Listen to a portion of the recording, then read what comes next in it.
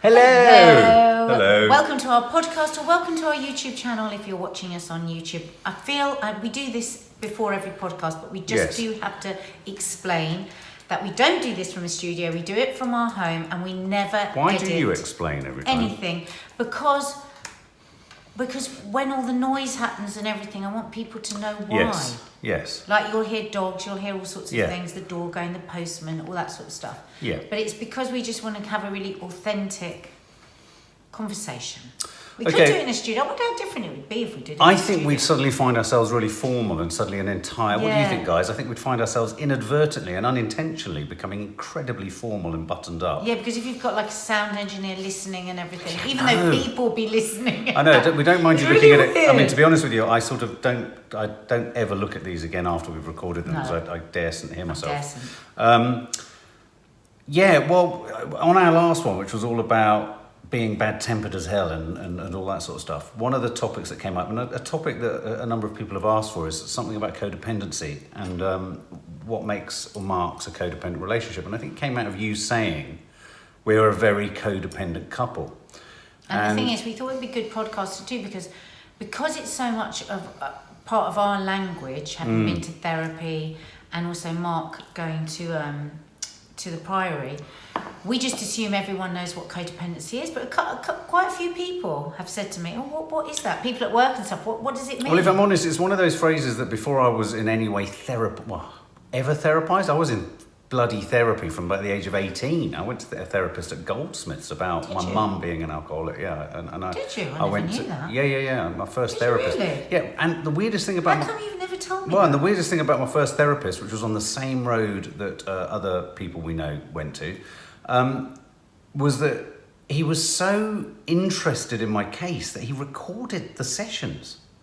Oh. And it was only many years after that I thought, Jesus, somewhere in a psychologist's office somewhere, there's tapes of me talking about... Anyway, it was all revolving around being the child of an addict, alcoholic parent, the neglect, etc., etc., etc. And that was why I went.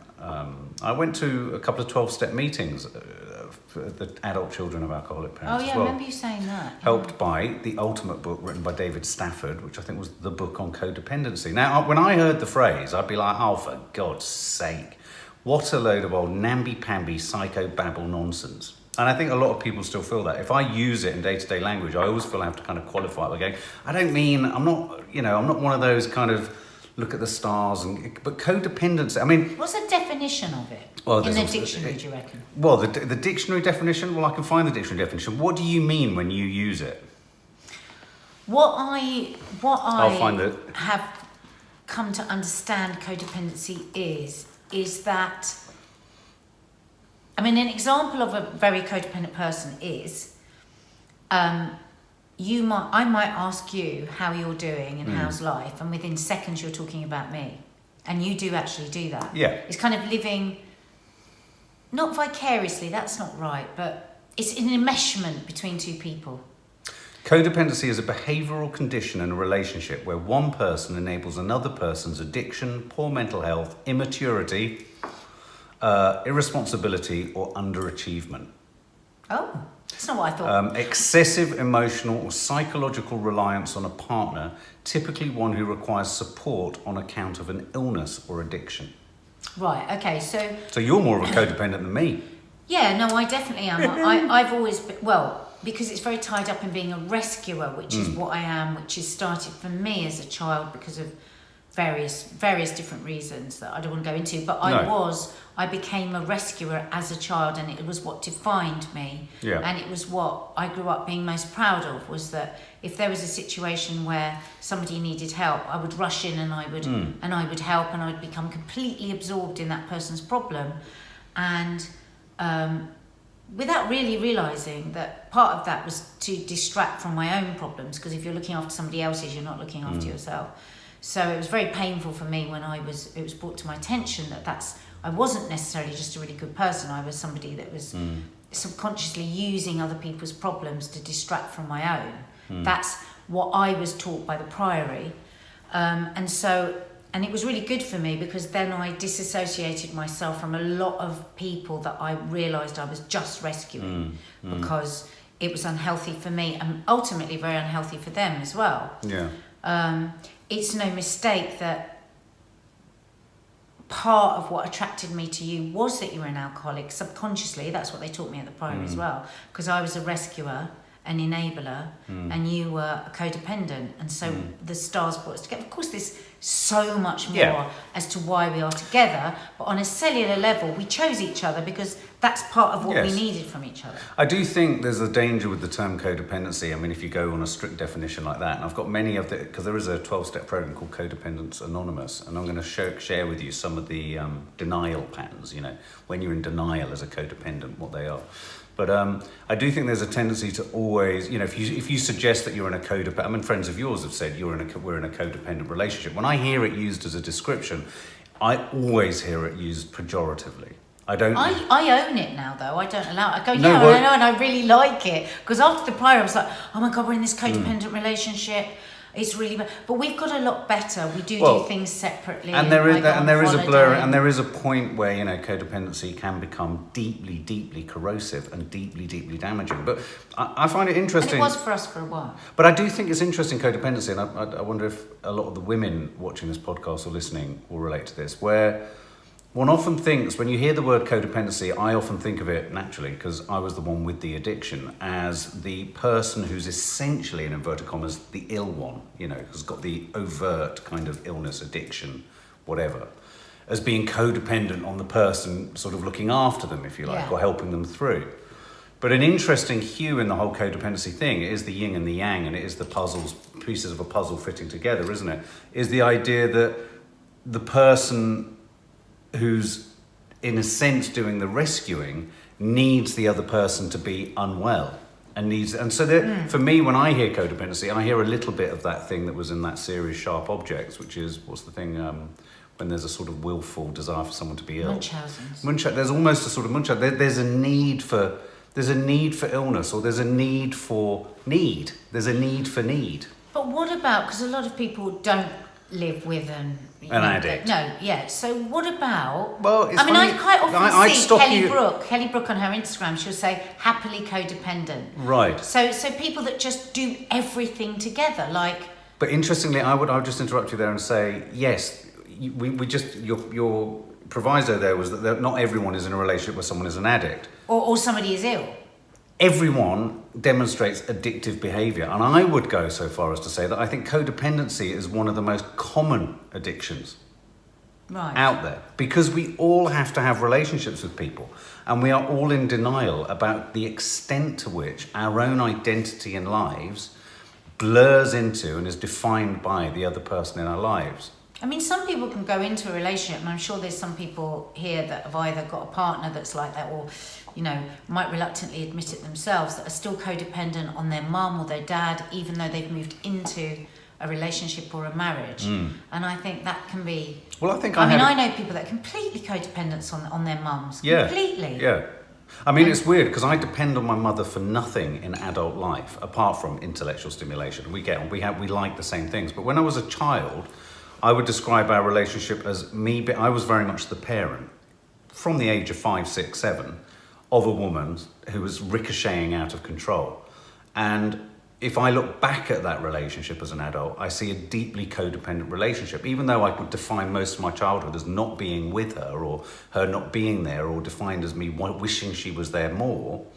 What I experienced as a grown adult, and I love the fact that the girls like seeing my mum, is even as an adult man, I sometimes get a pang of pain, which goes within minutes because I find her as irritating as hell. But there's a pang of primal childhood pain when I know she's gonna go, because I always feel because it reminds me of it as a child because there was always the feeling that she didn't want to actually be there. And to be fair, we've talked about it. She didn't want to be there. She didn't really want to have a kid. She's only 20. Yeah, she didn't want this. And an annoying, immature 20-year-old. An immature 20-year-old with an incredibly mature 5, 6-year-old asking every bloody question under the sun. I mean, I must have driven her I did. I drove her to drink and drugs, probably. I'd love to have your IQ tested, because I bet you're genius level. Whatever. I mean, those child geniuses, they're very annoying. I was talking to the girls today. IQ means nothing. But some of the denial patterns of codependency are interesting, because here are some of the things. Because when I run through them, I think when I came out of rehab, I realized how codependent I was on any relationship.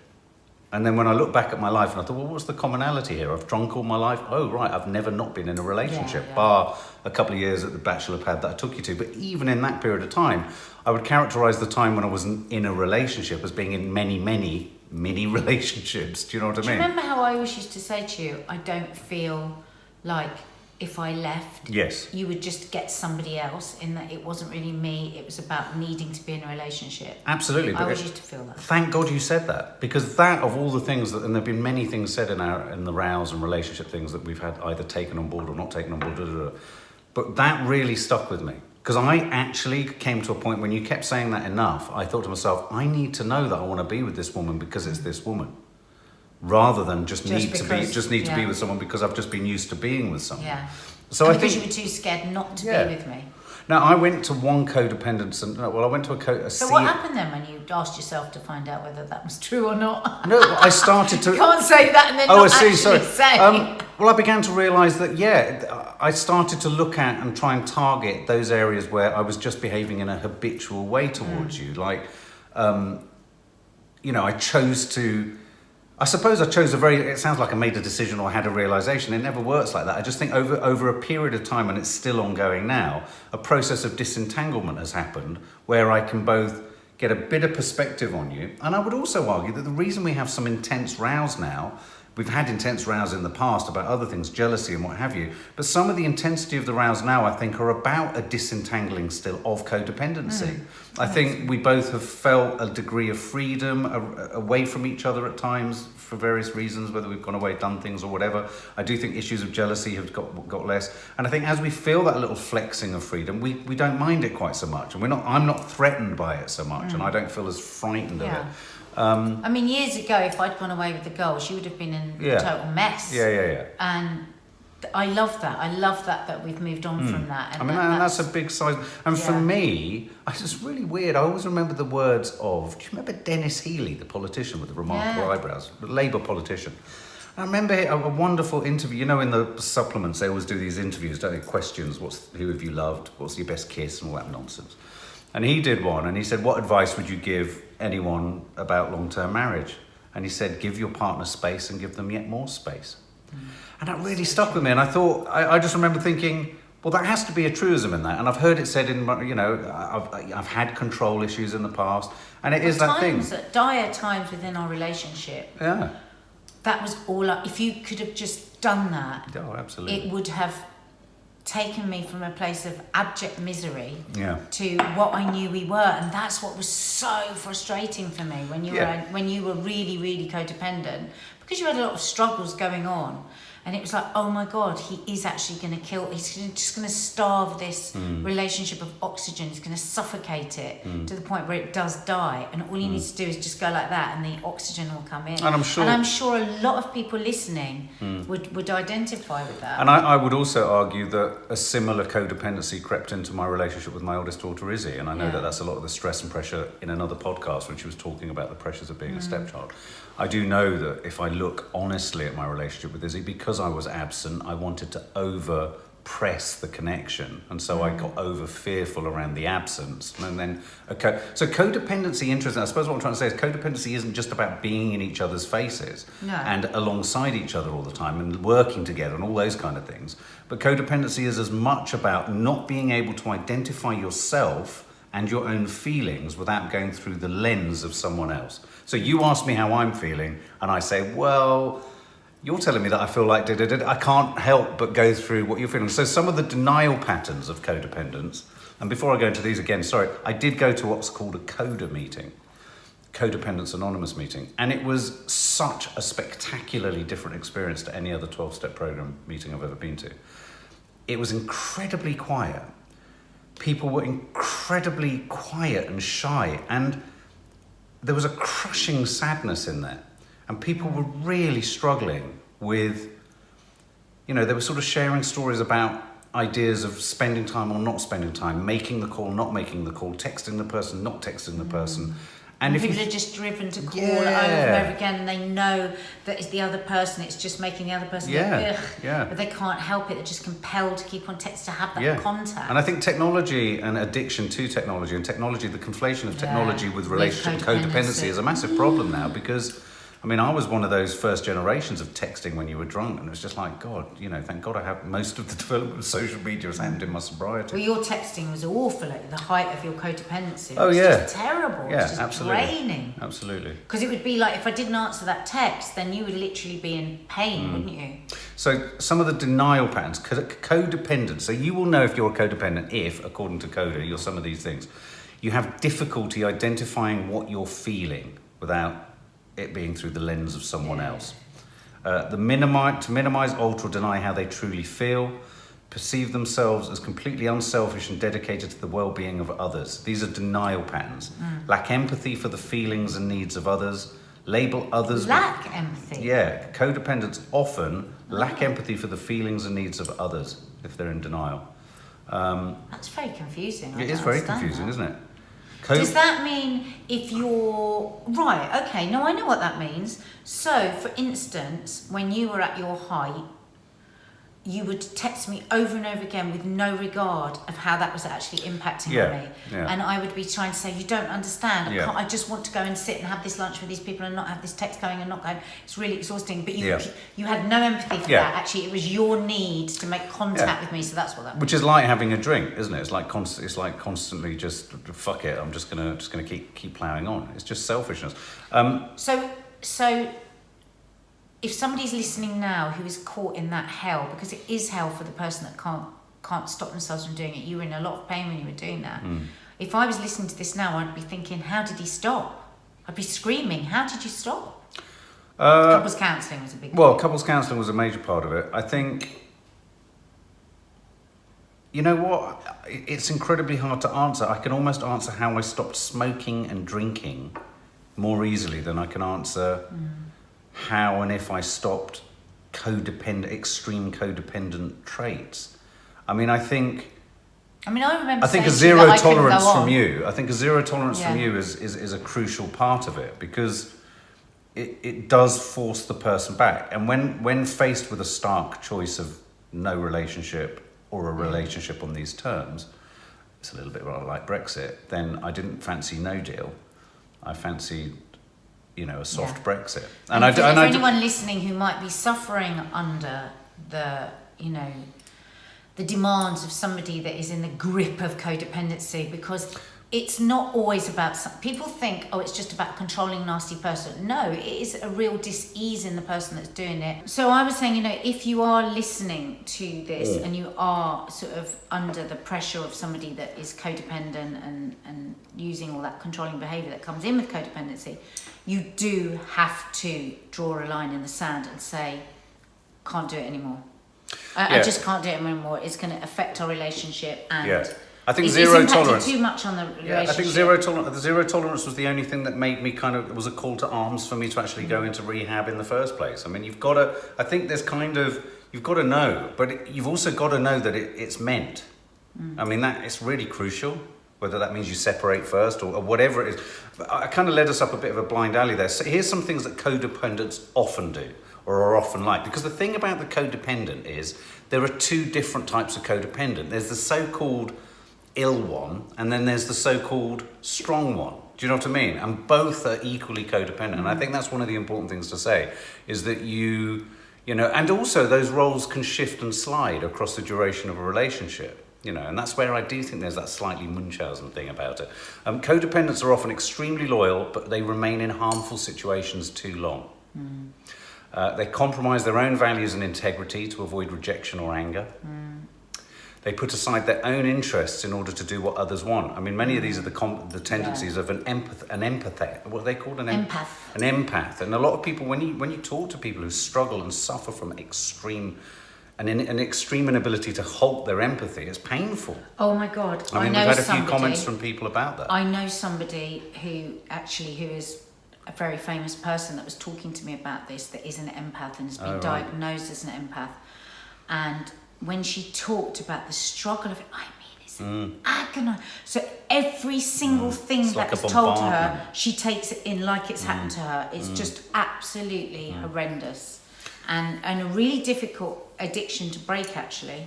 Well, here's a couple of other interesting ones. They're also, codependents are often hyper-vigilant regarding the feelings of others, and they take on those feelings. They're afraid to express their beliefs, opinions, and feelings when they differ from those of others. Yeah. Accept sexual attention when what they actually want is love. Oh, don't. Make decisions without regard to the consequences and give up their truth to gain the approval of others or to avoid change. I think that's why you were a bit of a slapper for a while. Yeah, I think you're right.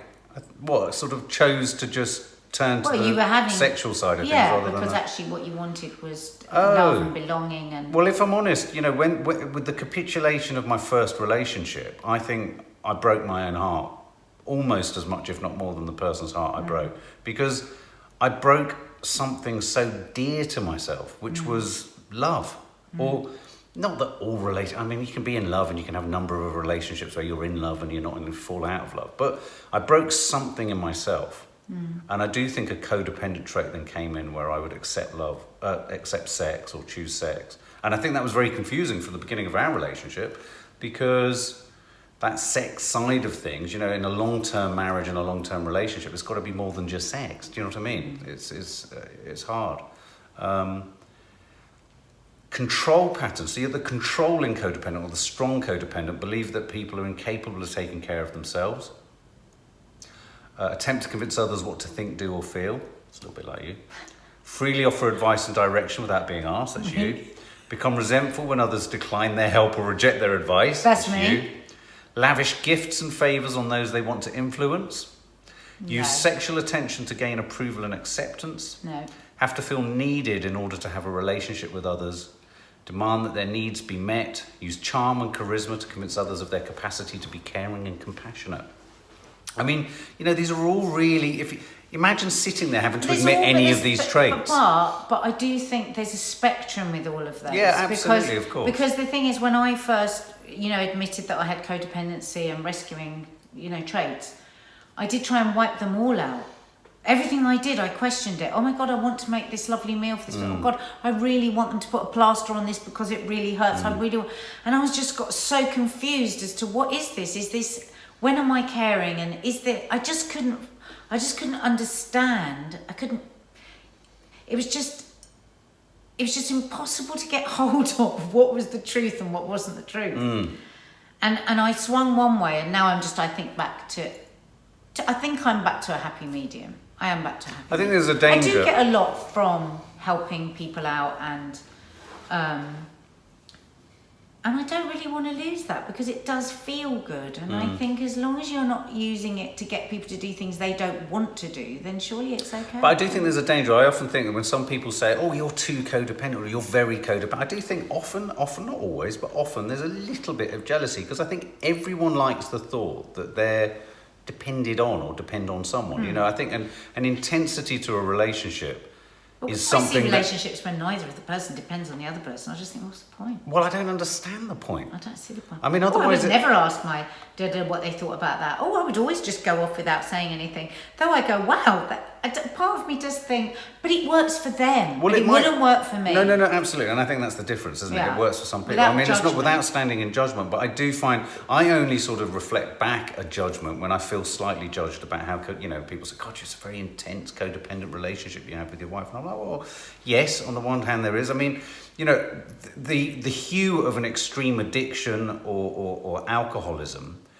there is something about that experience. And I know other people who, not many relationships survive addiction or sobriety, certainly, because it's such a gear change for a relationship. We've talked about that before. But I do sometimes think that you've experienced such a major, almost catastrophe, that you've got a lot in common, if you know what I mean. You're both going to check. You survived a catastrophe. Well, what are you talking about? Me and you got to the very end of our relationship due to addiction. Yeah. There's something quite precious about the fact that we built that rescue package together and we got out of it together. Yeah, there would have been many times in the past, that we both would never have dreamed we would have got to this point where we are. No. There was utter hopelessness, not just from me, from you as well, just thinking this is just never going to be okay. This is going to end horribly, you know. Do you worry about codependency in our kids because of the homeschooling? Because looking at codependency within a family situation, I sometimes worry that we're all slightly codependent on each other. No, I think that's a big question. Both people with home edding, won't they become too reliant? But I think actually you make much stronger children. I think I think they're very, very strong underneath. I think they want to fly even more. No, I don't worry about that. Yeah. So do you think we're at a better place now? Do you think we're more codependent or less codependent than we were? I can't tell, your eyes have gone shark-like. I think if you can't we're more healthily codependent. Right. I think we've got more choice. I think we choose to be as codependent. I think we love each other's company, we work together, we spend a lot of time together and we enjoy that. But I no longer feel I have to, because otherwise there's going to be some sort of drama or some sort of atmosphere. So yeah, I think we, to quote Kelly Brook on her Instagram, happily codependent. I think we found our balance on that spectrum. And I do think as a phrase, it's a phrase that can be bandied around really easily, but I do think behind the phrase there is a very dark, potentially dark place of real addiction. I mean, I think a lot of people don't realise what's distressing them. I mean, I remember I used to say a lot when I came out of the Priory, when I looked at a lot of people and, you know, remained friends with a lot of people, and sadly over the years, a lot of the people I was in rehab with succumbed to their various addictions, both through death and just picking up a drink or taking drugs again. And I remember one of the most crushingly painful people I was in there with suffered from sex addiction, which is a kind of extreme form of codependency. And, you know, it's that thing of for a lot of people, you know, codependency will manifest itself in an outward addiction like drink or sex or something else. But actually, it's a real fundamental psychological disorder in which you're virtually incapable of identifying yourself as a separate person. And you know, when you think about that, when you start to untangle it. And that's where a lot of people will say, God, but codependency, what would that person do when the other one dies? And I think, God, well, what a sad way to think. What a sad way to think. I'm gonna guard against it. I'm gonna curtail where I am, just in case it's really awful when they die. Why don't you both die together? But that goes to the heart of something I never cease to be amazed by about a lot of things when we talk about these subjects, that people have almost a sort of business-like approach to relationships. It's like a quid pro quo. It's a transactional relationship with your life. I mean, we're all going to end up on our deathbed. We're all going to, you know, and would you like, for good or ill, you know, to have a partner and family there that you could perhaps be described as codependent? Yeah. Or do you want to just be in a room on your own because actually you'd rather have been able to cope with the death of your partner? For a lot of people, yeah, that's what they want. What? Be on your own in a room? Yeah, they don't mind that. They don't mind that. And I think that... I find that deeply unromantic and imaginative. We can't say that because we can't... No, because we don't want people to judge us. Well, no, I'm not... So I think different folks, different strokes. For us, I think we've gone through the real journey of the one end of the spectrum of codependency that was intolerable for both of us, that we both played our part in equally, and we swung the other way. And I think now we've found a happy medium that to some would seem still extreme, and to others they may aspire to. But at the moment, it works for us. But I mean, this is the whole thing about marriage, isn't it? It's a work in progress. It's a work in progress. And, you know, who's to say that in another year we might do another podcast about this and be in a really different place? That's why. Yeah, and I could be like beating a hasty retreat out of it, going, shit, I've had enough of this. That's why it's a blessing that we do these podcasts. Yeah, every day. What are you guys? Are you the controlling codependent or the sort of controlled codependent? Where are you on the spectrum? Do you quite enjoy it? Do you get quite pissed off when people say to you it's not a good thing? And do you think there's a healthy amount of codependency, or is it all codependency? I think if you said all codependency was unhealthy, you're going to... That's like saying all independency is unhealthy. Well, yeah, but also I do think if you aim for zero codependency on anyone, I think you're going to be quite a hard person. But we're very independent, codependent people. Well, we are independent. What's the other word? Interdependent. I like that. I like that. Anyway, thank you for joining us. If you're watching us on YouTube, please hit the subscribe button and the notification bell. If you're listening to us on podcast, have a look over at our YouTube channel. We've got so much going on there. So Maybe we should one day do one of these about working together, because we've worked together in varying different ways. working together. That's a different kind of codependency. Because a lot of couples, a lot of family businesses, a lot of couples work together and then they hate each other. Thanks, guys.